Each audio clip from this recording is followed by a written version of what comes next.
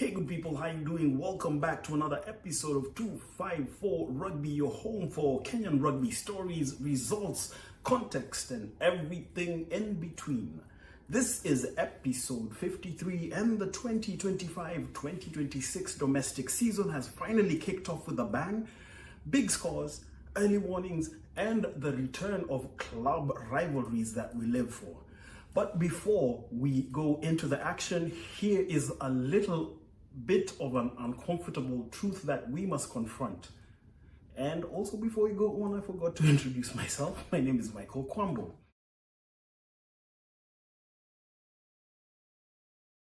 Now, to the serious matters that we probably want to talk about first. We are entering another Kenya Cup season, and it's not only the Kenya Cup season, but basically we're entering another league season with zero sponsorship, nothing, hakuna kitu, bilas, tuko hivyo, tuko uchi, for lack of a better word, and there is no title sponsor, there is no broadcast partner, there are no commercial underwriters for the top products of Kenyan club rugby. And that's not just unfortunate, it's a damning indictment, if you ask me, of the Kenya Rugby Union's ongoing governance failures. Yeah. And let's look at it this way. For years now, KRU has shown a stunning inability to package, present, and protect its prime assets. And what is the result? The result is a continued aversion from corporates who simply do not trust the environment they are being asked to invest in. The Kenya Cup per se is the strongest domestic rugby league in Kenya and Uganda, and so technically in East Africa. We are at a point where 55 or so years since it was first played, it should be a commercial property. But in this day and age, it's surviving purely on the back of clubs, of volunteers, and community passion. Meanwhile, the Kenya Rugby Union remains asleep at the wheel. It is unacceptable. Kenyan rugby deserves better. Now, with that said, let's dive into the clubs that still managed to deliver on the field, despite operating in a vacuum of commercial support. Who writes these scripts, man? They are good.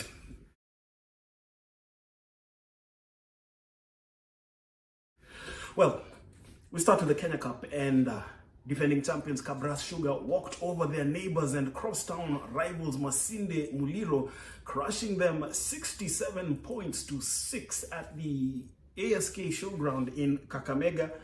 Kabras starting exactly how champions are supposed to start. Ruthless, direct, and unforgiving. Masinde Muliro left to know that their place in Kakamega town is to look up to Kabras Sugar for yet another season. Business as usual, if you ask me.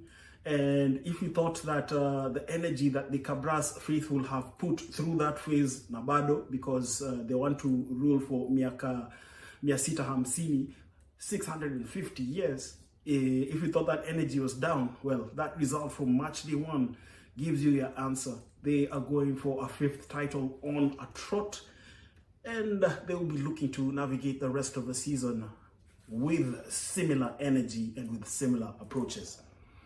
Menengai Oilers were runners-up to Kabras Sugar in the 2024-2025 season, and they gave the Daystar Falcons a harsh welcome to life in the top tier. Remember, the Daystar Falcons were promoted to the Kenya Cup, and it was quite the welcome. You see, Menengai Oilers put 76 points past the Falcons, that game ending 76-16. Menengai Oilers, finalists of the Kenya Cup in 2022 and 2025, will be looking to go one better and they needed to start the season on a bang. Remember, they had a great preseason preparation, winning the Impala Floodlit preseason tournament, which is the unofficial opening of the 15s rugby calendar in Kenya. And yeah, momentum, it'll be key for Gibson Weru's side, while for Caleb Bosire, I think it's about taking each game as it comes and benefiting from the experience and looking to pull off a few shock results here as they look, obviously, to fight for survival in the Kenya Cup this season. KCB, well, KCB are multiple Kenya Cup champions, but they've not won the title since 2021. They finished third last season, bowing out in the semi-finals, and they will be looking to challenge the dominance of Kabras Sugar and the emergence of Menengai Oilers this season. And they started strongly with the weekend's highest score, 87-5 against another former Kenya Cup champion, Impala RFC. KCB looked hungry and dangerous, and they will be looking to maintain that momentum as the season continues. Remember, the Kenya Cup curtains fall in April 2026, and a lot could happen between now and then. And I'm sure the technical benches, not only of KCB, but of Menengai Oil and Kabras Sugar, all aware of that. Nondescripts. They are the record Kenya Cup champions, but they have not won the title since 1998. They were in the semi-finals the last season and the season before. They've been consistently in the top for these past two seasons. They started their campaign with a big win by the standards, 36-12 against Kisumu. Kisumu, aside that, will be fighting to retain their Kenya Cup status for yet another season. These are early days in the Kenya Cup. And then over at the Kenyatta University of Thika Superhighway in Nairobi, Kenya, there was the varsity clash between the hosts, Kenyatta University's Black Blood, and the Strathmore Leos. Definitely this was the game of the weekend. A tight contest it was. The momentum swung back and forth, but eventually it was the students from the Strathmore Leos who silenced the 1U boys of Kenyatta University, claiming the 30-32 result over Black Blood. Kenya Harlequin, a team that has been in the news in the recent past. It hasn't been the kind of news that would have given encouragement to anyone from the outside looking in, but probably within the camp they knew what they were doing. You see, a number of players exited Quins over a pay dispute, and it was felt in large quarters that Quins would struggle in the 2025-2026 opening fixture against Nakuru. That was not the case. They pulled off a 23-18 victory at the RFUA ground. A big result, if you ask me, a result that definitely gives them a stride in their step as they look to work towards making, first of all, the playoffs and then the semis. And with a young, hungry side, head coach Patricia Gunda and club chairman Victor Sudi, who will definitely be banking on the Quins boys to fly the Quins flag high. Yeah, so those were the fixtures on match day 1 in the Kenya Cup. It continues on Saturday, the 29th of November, with another 6 fixtures around the country. Kenya Harlequin will be at home to Masinde Muliro University of Science and Technology, both sides looking for their first win of the season. This match taking place at the RFUA ground. Remember, as we said earlier, Quins started their campaign with a 23-18 victory over...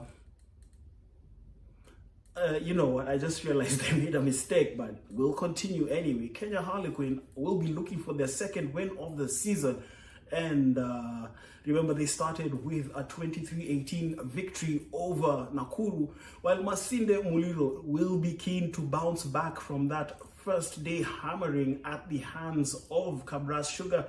They will be looking to register a result in Nairobi as they look to retain their Kenya Cup status for yet, well, they're returning to the Kenya Cup. We forget that they were promoted alongside the Daystar Falcons, and they will be looking to preserve their Kenya Cup status this season, and they need a good result against Kenya Harlequin. in Nairobi.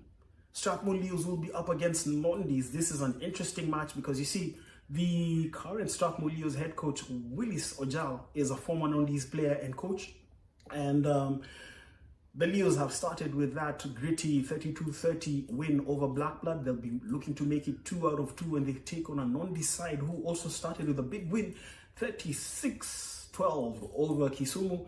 This match will take place at the Strathmore grounds in Madaraka unless the fixtures change. Now, Kisumu RFC started their campaign with a 36-12 defeat to Nondescript. The second match is against KCB in Kisumu. Whether this game will be played at the Kisumu Polytechnic or the Jomo Kenyatta Stadium in Mamboleo is yet to be communicated at this point when we are recording, but I'm sure that is information that will get to us later on in the week. Kisumu will be out for first win of the season, but they have to deal with a KCB side who were ruthless in their opening fixture. Incidentally, it's quite interesting because Kisumu are coached by former KCB player and coach Howard Okwemba, while KCB are coached by Kisumu old boy Andrew Amonde. You see, Andrew Amonde, former Kenya Sevens international, started his club rugby with Kisumu RFC before making the move to KCB, where he enjoyed a stellar career for club and country. But sentiment aside, this is another fixture set for Saturday, the 29th of November, 2025. Impala, well, after losing 87-5 to KCB, they take on another high-scoring side in the Menengai Oilers. This match taking place at the Impala Club. Wow. The Oilers will be looking to make it 2 out of 2. Can Impala pull off an upset? We will be waiting to see if that can happen, though all the odds are on the Oilers claiming this result. And then we have Daystar Falcons against Cabras Sugar. Well, Daystar's welcoming party to the Kenya Cup continues to be, a baptism of fire, quite literally. They started with that 76-16 victory, that 76-16 loss to the Menengai Oilers. They now take on Cabras Sugar in Nairobi. Again, that fixture's venue will be confirmed. I think for Caleb Bosire and the Daystar Falcons, they can take heart from the fact that they scored 16 points against the Oilers, and will be looking to ask questions of Cabras Sugar. But for all intents and purposes, who will stop Cabras Sugar from claiming the result over the Daystar Falcons?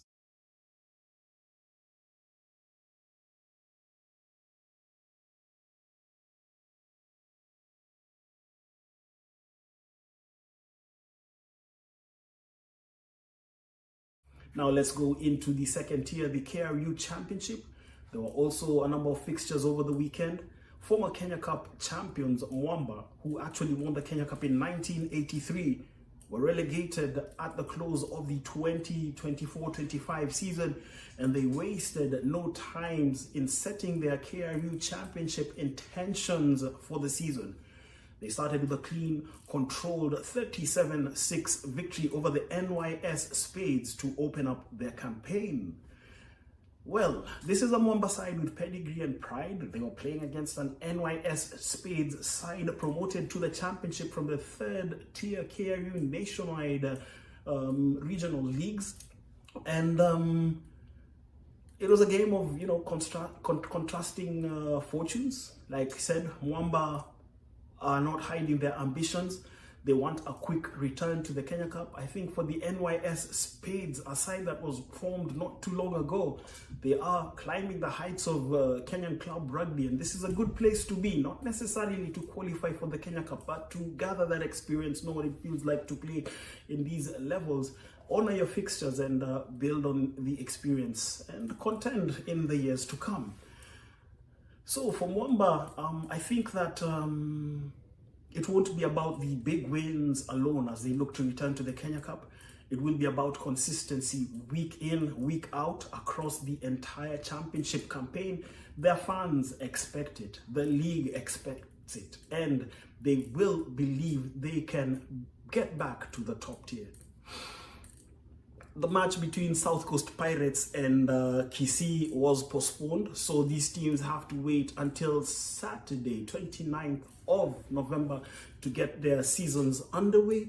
And then a result that, it's not too good to talk about, but we'll talk about it anyway. The Catholic monks benefiting from a 28-0 walkover over the Western Bulls from Kakamega. These are those kind of results that should make the Kenya Rugby Union and people in Kenya Rugby to pause, because Western Bulls is the first team from the western part of Kenya, from Kakamega, to play in the Kenya Cup. They failed to honor their fixture against the Catholic monks, handing over the walkover instead. It's not just another missed fixture, it is a warning siren. You see, Western Bulls has produced some of the finest talent in the country. The likes of Davis Chenge have come through Western Bulls, Elkins Musonye, wow, you name it. The likes of Alvin Bufa Otieno, Bush Mwale, all these have come through the Western Bulls, and they have been a community pillar. They have been a pathway and a symbol of Western Kenya rugby ambition, but they are fighting for survival because of years of financial strain, lack of structural support, and a collapsing ecosystem that now places them at the ideal risk of folding. Should Western Bulls disappear, in my opinion, I feel that Kenyan rugby will lose a heritage club, a developmental pathway, and a cornerstone of Western Kenya rugby culture. That's the cost of failed governance, and it should alarm us all. Zetech Oaks played the USI Marshals in another fixture. This match ended 41-38, a high-scoring fixture, 79 points between the two sides, and it was the Oaks who just shaded it. It was a wild, high-tempo contest, and we look forward to more of that. The JKU Cougars were up against Mombasa winners of the Enterprise Cup in 1997.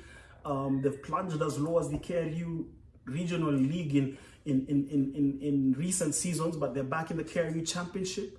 For the Cougars, it was a composed home performance, and they were worthy of the result. And then Homeboys, another former Kenya Cup side, and Enterprise Cup, I'm not too sure. I'll probably have to look at my records, but they've been in the Enterprise Cup final, in the Kenya Cup semis in recent years. Well, they played against a team that has also dominated the Kenya Cup and the Enterprise Cup, Mean Machine, that game ending 31-28. It was a proper scrap.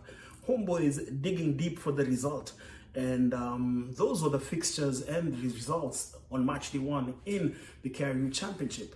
What's in store on match day 2 in the KRU Championship? Homeboys at home to the NYS Spade. Mean Machine taking on the JKU Cougars.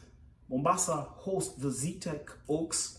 USIU Marshals up against the Catholic Monks. Western Bulls hosting South Coast Pirates in Kakamega, while Kisii take on Mwamba in Kisii.